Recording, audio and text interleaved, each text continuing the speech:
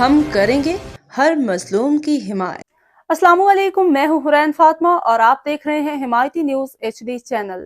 نظر ڈالتے ہیں آج کی اہم خبروں پر۔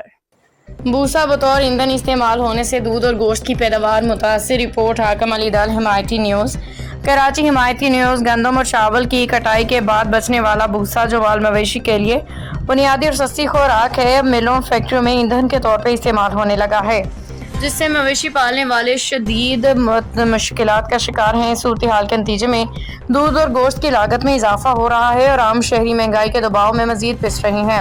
ماہرین کے مطابق بھوسے کے ایندھن کے طور پر استعمال ہونے سے چند اہم پہلو سامنے آ رہے ہیں۔ خوراک کی کمی، مویشی پالنے والوں کے لیے چارہ اور بھوسا یا تو مہنگا یا نایاب ہو رہا ہے، پیداواری لاگت میں اضافہ، دودھ، دہی، گوشت، گھی جیسی بنیادی اشیاء کی قیمتیں بڑھ رہی ہیں، فوڈ سیکیورٹی پہ خطرہ۔ پاکستان جیسے ملک میں جہاں پہلے ہی دودھ اور گوشت کی طلب زیادہ ہے، یہ عمل مستقبل میں سنگین بحران پیدا کر سکتا ہے۔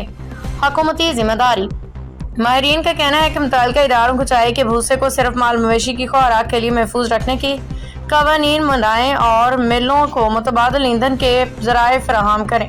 تجاویز: بھوسا جلانے پہ پابندی عائد کی جائے، فارمرز کو سبسڈی اور اسٹوریج کی سہولت فراہم کی جائے تاکہ بھوسا محفوظ رکھا جا سکے۔ Biofuel, biogas, biomass کے فروغ پہ توجہ دی جائے تاکہ بھوسے کا استعمال صنعتوں کے بجائے فارمنگ میں ہو سکے۔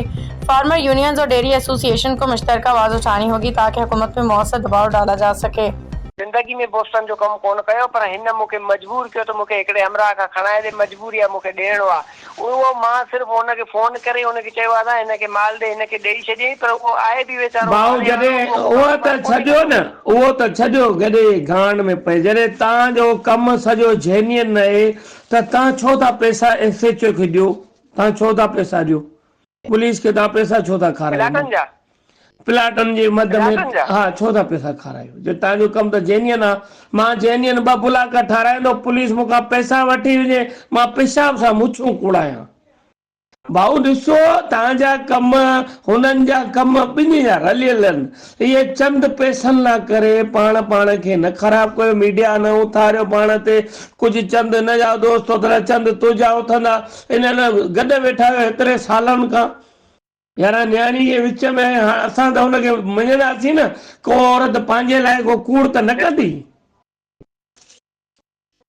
بالکل بالکل صحیح گال ہے تنجی نصر اللہ با تھوڑو خیال کयो، علاقو آ صحیح آ، علاقو آ اج بھی تو کے درن 30-40 جو اوقات چھائے تاں 30-30 50-50 پولیس کے تے ایئں ڈئی چھڈیندا آیو تاں ان ننڈڑی ننڈڑی شیئن تے اٹھی کرے پنجو وقار میڈیا میں خراب تا کयो۔ ہنے وہ ابتکار اوان خبر ہلائی آ صبح ماں حمایتی نیوز میں ہلائندو 50 چینلن کے بی ڈیندم تو جی کیر بدھندو ہل تو سچو آ کیر بدھندو تو جی